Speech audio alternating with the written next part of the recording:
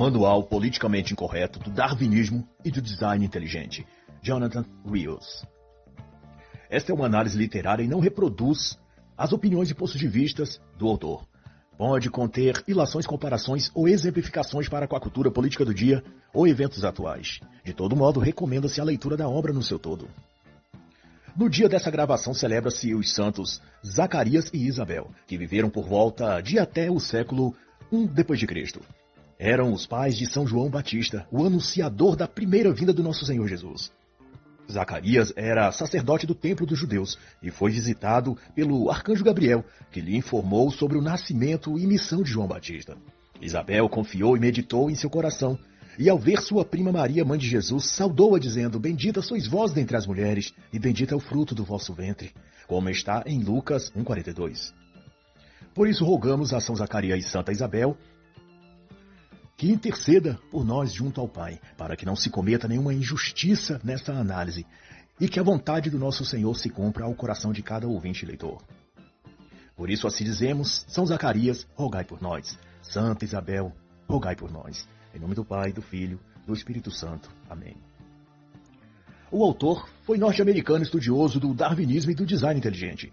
Cristão da Igreja da Unificação, formou-se em Direito, especializou-se em Geologia e Física e foi bacharel em Teologia, doutor em Ciências da Religião. Fez também doutorado em Biologia Molecular, além de mestrado nas áreas de Biologia Celular. Portanto, ele é uma autoridade no assunto que trata aqui.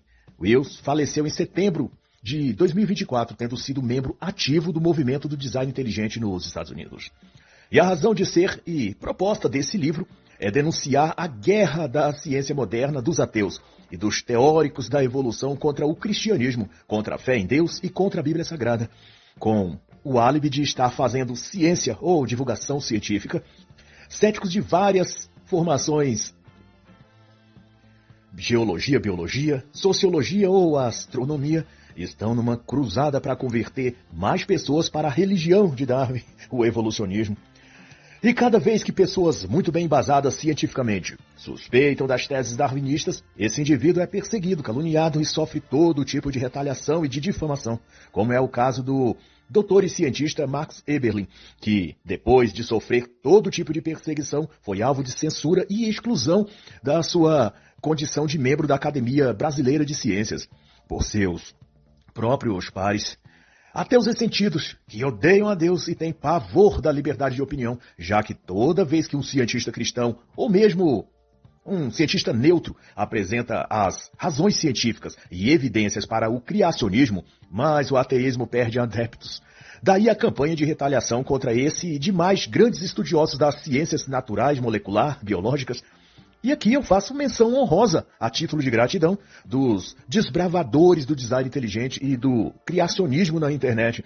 Dr. Max Eberlin, Dr. João Paulo Reis, Dr. Rômulo Machado, Eduardo Lutzer e a outros que não citei, mas a todos eles meu respeito e sincero obrigado. Que Cristo recompense a todos vocês pelo admirável trabalho que vocês fazem. E a saber, o livro inicia com um esclarecimento. Informa que o design inteligente não é criacionismo bíblico, mas uma teoria científica com base em evidências da natureza e consciente com a lógica cotidiana. Consistente, pelo menos, com a lógica cotidiana. Já o darwinismo se assenta nas afirmações: 1. Que todos os seres vivos são descendentes modificados de um ancestral comum. 2. Que o principal mecanismo de modificação é a seleção natural, agindo sobre variações originadas em mutações de DNA. E 3. Os processos não guiados explicam todas as características dos seres vivos. A proposta, então, de Darwin é a partir da tal descendência com modificação e pretende explicar a origem de todas as espécies e diversidades da vida na Terra.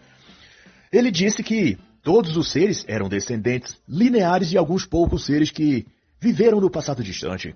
Mas, a título de curiosidade, embora a origem da vida seja frequentemente incluída nas discussões sobre evolução, a teoria de Darwin se aplica apenas a seres vivos, ou seja, o darwinismo não inclui a origem da vida.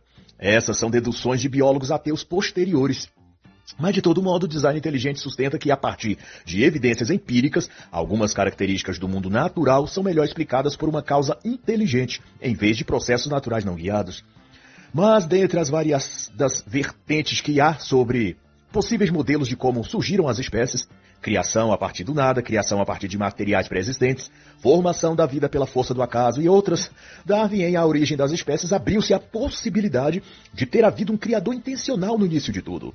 Ele escreveu que a vida pode ter sido originalmente soprada pelo Criador em uma ou mais formas, o que queria dizer que um criador poderia ter projetado as primeiras células vivas e deixado que as leis existentes na natureza fizessem o resto.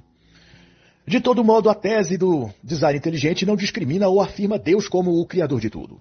O design simplesmente investiga e aponta evidências empíricas da existência de uma ordem inteligente e intencional nos seres e coisas existentes. A implicação religiosa, no caso que Deus seja o criador, não é afirmada pela teoria do design, já que essa é uma afirmação de fé e o design inteligente busca se apegar a fatos materiais concretos. E tanto por isso, não nega o fenômeno da variação e da seleção natural, apenas nega que esses eventos podem realizar tudo o que os darwinistas alegam. O design inteligente também não defende que todas as espécies foram criadas em sua forma atual, dentro das limitações correlatas às famílias e espécies. Pode sim ter havido variação, mutação e, nesse sentido, evolução.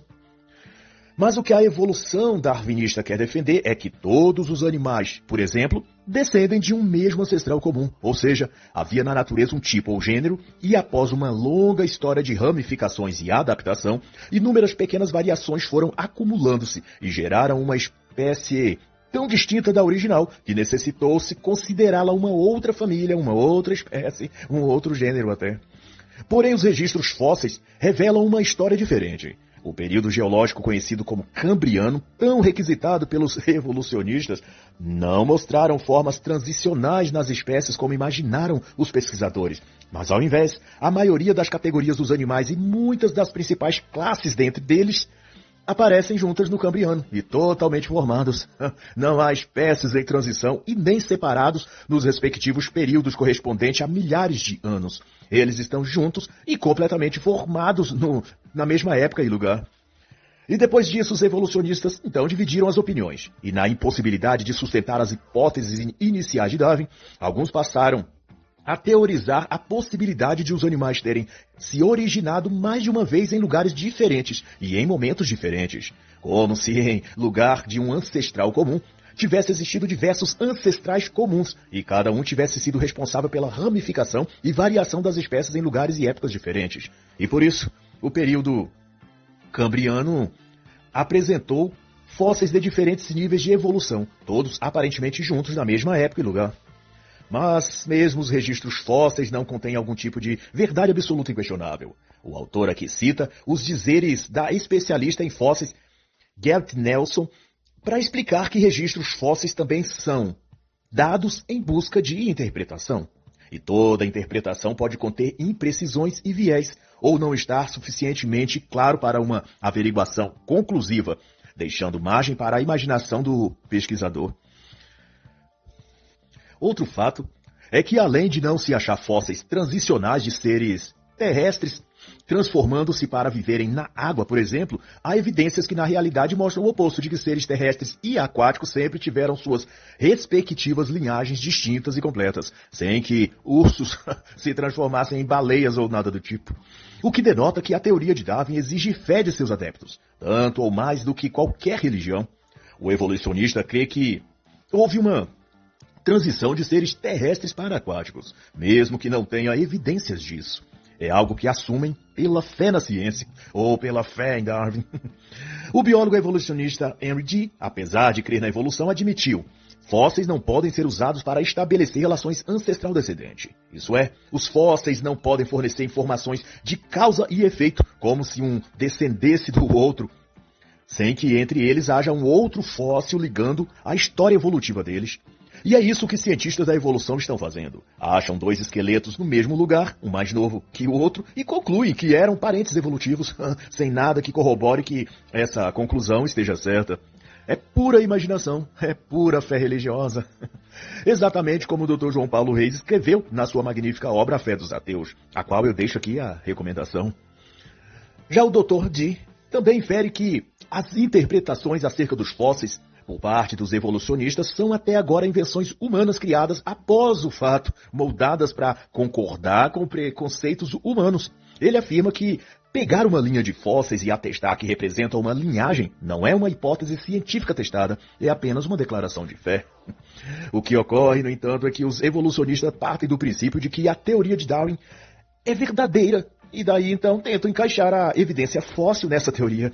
Ao assumirem previamente que o darwinismo está correto, mesmo a despeito das contestações no nível científico mesmo, eles forçam evidências frágeis a parecer provas irrefutáveis e descartam quaisquer elementos que indique o contrário nos seus estudos e nas suas pesquisas.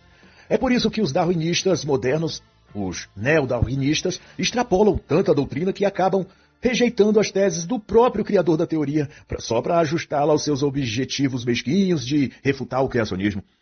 Nesse caso, o próprio Darwin não considerou os fósseis as melhores evidências da sua teoria. Antes, ele abraçou a embriologia e considerou que os primeiros embriões eram a mais forte classe de fatos a favor da evolução das espécies. A hipótese de Darwin pautava-se nos estudos do embriologista alemão Christian Bach, que havia mostrado que os embriões de alguns vertebrados passam por um estágio de sua formação em que se pareciam muito. Contudo, o próprio von Bach foi muito seletivo em suas amostras, descartando inúmeros embriões que não atendiam a seus pressupostos, invalidando, então, já desde o início a sua hipótese. Tanto mais que veio a se provar depois que as ilustrações, comparando os embriões de peixe, salamandra, tartaruga, ave, porco, bezerro, coelho e um ser humano, em parte estava falsificado e em outra parte trazia embriões da mesma ordem de mamíferos. Esse quadro refere-se aos famosos desenhos de Heck de 1892. Mas não foi ideia de Bach trazer para a teoria evolucionista a comparação entre embriões de peixes, anfíbios, répteis, pássaros e mamíferos. Foi Darwin quem, anos depois, correlacionou essas pesquisas ao tema da ancestralidade comum. E outro ponto, ainda acerca da fase embrionária das espécies, é que os padrões das classes de seres vivos desenhadas por Heck e adotada por Darwin em A Origem das Espécies, para provar a ancestralidade comum, é também falha porque a teoria darwinista alega que os embriões são semelhantes nas fases iniciais. Mas isso não é verdade. As fases iniciais do embrião vertebrado são a clivagem, em que, após o óvulo animal ser fertilizado, ele passa por um processo de subdivisão em centenas ou milhares de células separadas, e em seguida passam a gastrulação, que é a fase em que se reorganizam, e os embriões se reorganizam e estabelecem a forma do animal, e começa daí a gerar tecidos, órgãos. E somente depois disso é que vem a terceira fase, a que Darwin e Heck acusou de que os embriões se assemelhavam. As fases iniciais, porém, são a clivagem e a gastrulação, onde nem mesmo o formato dos óvulos se parecem nos diferentes animais. Mesmo assim, na terceira fase embrionária, os vertebrados não são também parecidos. O que Heck fez para que se parecessem foi falsificar seus desenhos para que os embriões retratados se assemelhassem. Mas, não obstante toda a falácia evolucionista ser desmascarada, mesmo assim os fanáticos darwinistas insistem em fingir, mentir e dissimular. Um dos exemplos mais famosos e lembrados aqui por Jonathan Rios é o caso da mosca da fruta. Em 1970, o geneticista Edward B. Lewis descreveu, ou melhor, descobriu como criar 3 linhagens mutantes de mosca da fruta. E essas moscas têm um par de asas e um par de balanceadores, que são pequenos apêndices atrás das asas que servem para estabilizar o inseto no voo. Esse cientista conseguiu provocar mudanças no DNA da mosca e o par de estabilizadores desenvolveram-se e se tornaram asas, deixando o inseto com 2 grandes pares de asas de aparência normal. Logo, essa descoberta, a alteração no DNA regulador da mosca, foi alardeada como evidência de que a evolução biológica podia produzir pequenas alterações em um gene e daí provocar grandes mudanças nas formas das espécies. Parecia que a evolução estava então comprovada. Porém, passado a euforia inicial e aquele banho de confetes que o evolucionismo joga a partir de qualquer mínima aparente descoberta, eis a realidade se revelando. Apesar de agora a mosca ter 4 asas ao invés de 2, ela não tinha deixado de ser mosca. Ela não tinha se transformado num outro tipo de ser vivo, como a teoria da evolução sugere que aconteceu, onde chimpanzés viraram humanoides, ursos viraram baleias, dinossauros viraram frangos, garnizés ou outras aves. Ai, ai. Embora o par extra de asas parecesse normal, as asas não tinham músculos de voo e ficavam balançando inutilmente no corpo da mosquinha, apenas atrapalhando o voo dela e tornando-a mais vulnerável e lenta e, portanto, menos apta a sobreviver na natureza. Além de que foi detectado dificuldade na mosca de 4 asas na hora dela acasalar, o que a faria extinta por não conseguir procriar no seu habitat natural. A conclusão é que a mosca mutante dos evolucionistas só consegue sobreviver em laboratório, o que fez cair por terra a falácia da evolução com variações no DNA. Mas, insistindo na ilusão e auto-engano, os evolucionistas publicaram em 2002 um artigo científico em que louvavam a suposta veracidade da teoria evolucionista. Concluíra-se que por cerca de 400 milhões de anos, animais aquáticos semelhantes a camarões evoluíram para se tornarem insetos terrestres de 6 patas. A descoberta baseava-se no experimento de mutação genética em que a proteína UBX de um abdômen de camarão houvera sido inserida no tórax de um embrião de mosca da fruta, verificando-se posteriormente o surgimento de rudimentos normais das pernas da mosca. O experimento só não conseguiu explicar como um animal aquático adquiriu a habilidade de respirar ar e voar. E o autor vai dizer então que é apenas por meio de truques semânticos e seleção subjetiva de evidências, distorcendo os fatos da natureza, que o evolucionismo consegue manipular as pessoas a crerem em suas teses malucas. E outro exemplo do tipo de crendices e distorções dos fatos feito por darwinistas foi o publicado em 2005 no livro A Plausibilidade da Evolução. Os pesquisadores evolucionistas concluíram que mudanças regulatórias no DNA poderiam tornar a evolução dos animais mais rápida e fácil, e que eventos da própria natureza podem ocasionar essas alterações genéticas. E a base para a afirmação deles era os testes com tentilhões de Galápagos, em que mostrou-se que um grupo deles tinham bicos maiores por terem desenvolvido mais quantidade da proteína BMP4 em seus embriões, o que os fez mais aptos, entre aspas, para se alimentar durante a extrema seca ocorrida na ilha que dizimou a maioria dos tentilhões. Mas a verdade é que essa ligeira alteração genética foi pontual e esporádica, ou seja, não foi passada geneticamente para os descendentes desses tentilhões. E então, logo retornou a chuva e a espécie desses animais continuou reproduzindo tentilhões com bicos de tamanho normal. E por mais que a mudança milimétrica no bico deles perdurasse pelas gerações seguintes de tentilhões, eles não se transformariam em outras espécies de bichos, caso ocorresse a permanência dessa pequena alteração nos seus bicos. Eles não se transformariam num animal aquático e estariam por aí nadando no mar afora. E nem virariam criaturas de 4 patas subindo em árvores ou saltando em cima de suas presas, agarrando e arrancando carne delas com dentes super afiados. Os tentilhões de Galápagos continuaram tentilhões, como sempre foram. Ai, ai. E depois disso o autor trata a questão do design inteligente. E explica que o design refere-se a reconhecer padrões da natureza que tenham características da inteligência. E a pressuposição advém do fato de que há sistemas naturais que não podem ser adequadamente explicados em termos de forças naturais não direcionadas e que exibem características que, em qualquer outras circunstâncias, atribuiríamos à inteligência. O design na natureza não significa, portanto, apenas haver padrões ou formas específicas no que for, que pareçam lógicas e racionais à nossa avaliação como seres humanos. Nada disso. O design também envolve, para ser reconhecido como tal, a presença de elementos que exponham a existência ou trabalho proposital de uma mente consciente a produzir ou especificar aquela forma ou aquele padrão. Exemplo de design é o DNA. Além de ser uma estrutura altamente complexa e sofisticada, ele também possui uma função que é a de transportar informações muito parecidas com as de um programa de computador, só que milhares de vezes mais rápido e mais avançado. A palavra nem seria transportar, mas conter. O DNA possui informações tão elaboradas e num volume e perfeição tão refinados que a única maneira de ser assim é porque essa entidade biológica foi planejada para ser assim. Houve uma intencionalidade na formação dessa estrutura, uma mente consciente agindo para fazê-la ser o que é. Eis parte desse design intencional.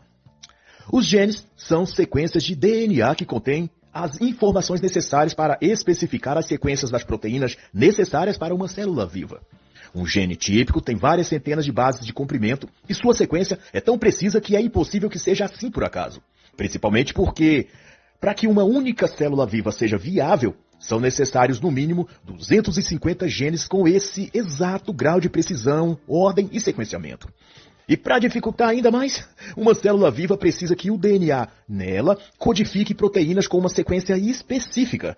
Isto é, os aminoácidos que a formam precisam estar unidos numa ordem estritamente correta, ou senão qualquer mínimo desajuste invalida todo o processo e a vida deixa de existir. E para efeito de comparação, um organismo mais simples, como uma célula bacteriana, por exemplo, tem cerca de 1000 tipos diferentes de proteínas, cada uma contendo centenas de aminoácidos em sua própria estrutura, rigidamente numa ordem específica. O que dizer então de organismos milhares de vezes mais sofisticados e refinados, como as células e DNA humanos? O que, dentre outros exemplos apresentados pelo autor, leva a concluir que a vida possui desde o seu início uma causa inteligente. No fim, não é a ação das leis da física ou da química que produz a vida, mas a intencionalidade e propósito de uma inteligência superior. Ou se não, bastava os cientistas se reunirem, pegarem alguns elementos químicos e submetê-los a processos físicos e materiais, e a vida surgiria, assim, de um laboratório de Harvard ou de Oxford, sei lá. Ai, ai. Então, a conclusão final é que há uma mente criadora por trás de toda a natureza e o universo. E viva Cristo Rei por isso. E assim está escrito: então contemplou Deus toda a sua criação, e eis que era tudo muito bom. Gênesis 1:31. E assim encerra a análise da obra Manual Politicamente Incorreto do Darwinismo e do Design Inteligente, de Jonathan Wiels.